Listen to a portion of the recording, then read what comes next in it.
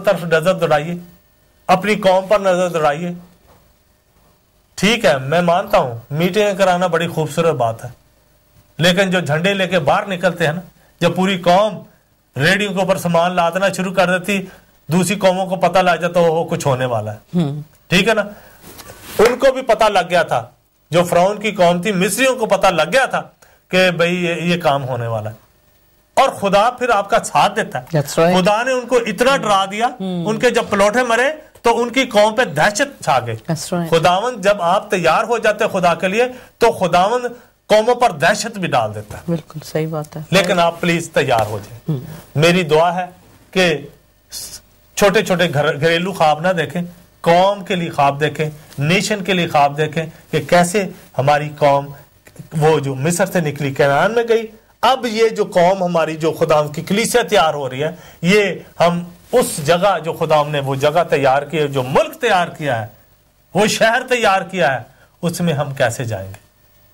इसके लिए प्लीज आज इतना ही काफी है। अगर मैं कोई ज्यादती कर गया हूं तो मुझे प्लीज माफ करना, लेकिन जिन लोगों के अंदर वलवले होते हैं, जिनके अंदर आग जलती होती, वो हमेशा ऐसी बातें करते हैं।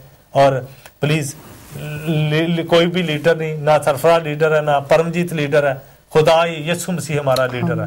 वो ही चूंकि मूसा अकेला कुछ नहीं कर सकता जब तक कि उसको खुदा ने अपना जलवा नहीं दिखाया। फिर उसके बाद अब जा तू, जब अपनी कुव्वत से उसको पूरा नहीं भर दिया, पहले उसको नॉलेज दी, पहले उसको ट्रेंड किया है, फिर उसके अंदर फिर जलवा अपना दिखा के मैं तेरे साथ, फिर उसको कॉन्फिडेंस दे दिया, उसको दे दिया कि देख मैं देख ले मुझको, मैं तेरे साथ, जा मैं तेरे साथ हूं।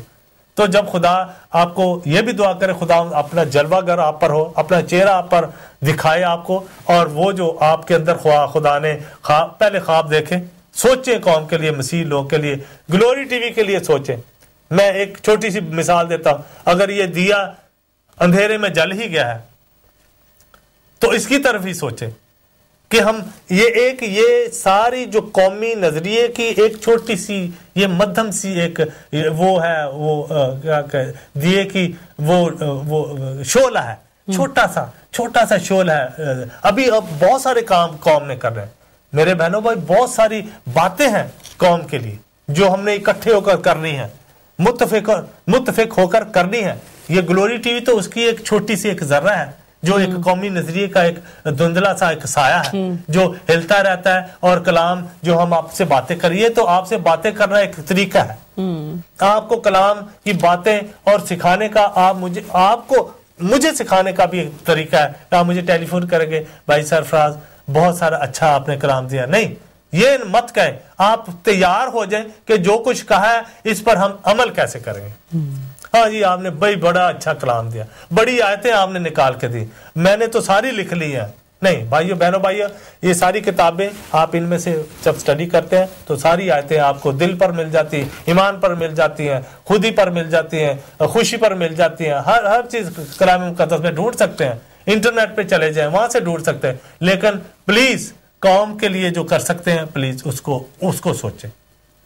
गुलामी सबसे बुरी चीज है, इसलिए कि गुलामी में आप खुदा से दूर हो जाते।